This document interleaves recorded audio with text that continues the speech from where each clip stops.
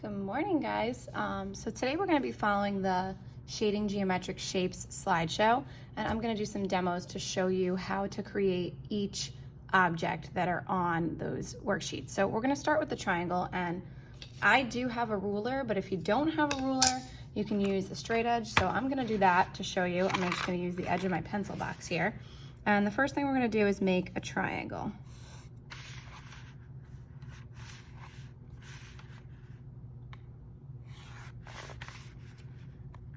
You're going to do your very best to make it nice and even, okay?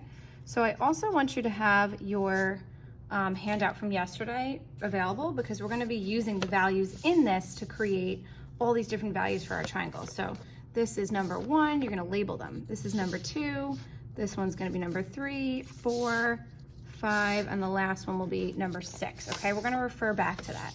So if you look at the slideshow, this triangle has a dot in the center, okay?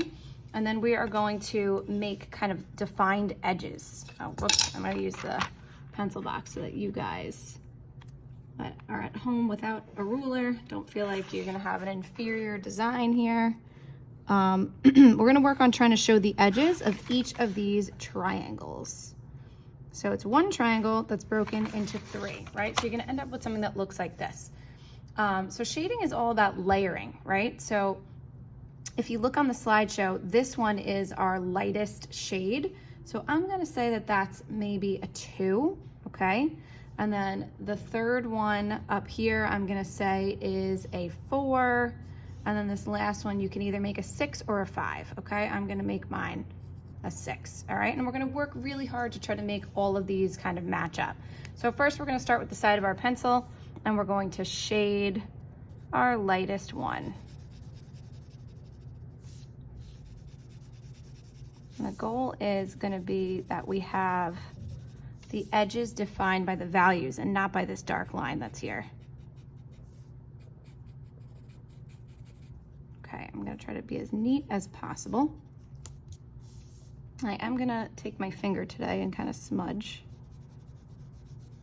Don't worry if you go outside the line. You can always take it away. Okay, so I think that's a pretty good first side, right?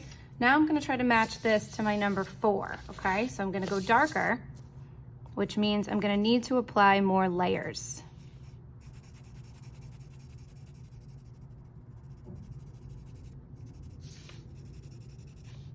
So it's gonna be really important that when these two things meet, right, these two sides here that I have, when they meet, you can see a change in value, just like we did in our value scales.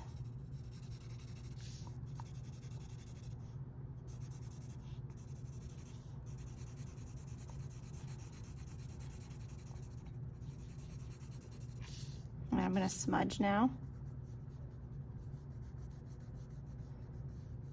I think this is looking pretty good. Okay, again, I'm gonna neaten that up. There we go. Next, we're gonna do our darkest, our number 6. So again, more layers and harder pressure, okay? So I'm gonna start by shading pretty darkly, and I'm gonna keep going over in different directions what I have here. We want it to look visibly different than the section that's labeled 4. So now I'm going even harder.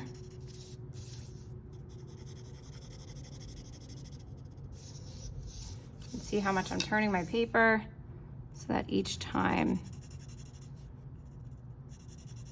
I'm crossing over and it's covering the white of the paper.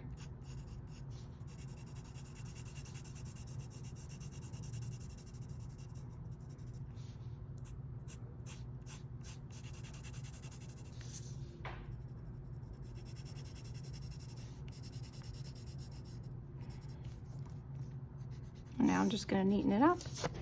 Oh no, smudged. So it's good that that happened. Little accidents teach us. So If you, while you're working, want to use a piece of paper to rest your hand on so you're not smudging as you go, I do that a lot when we're working in class. And this is really what your first sample for the slideshow should look like.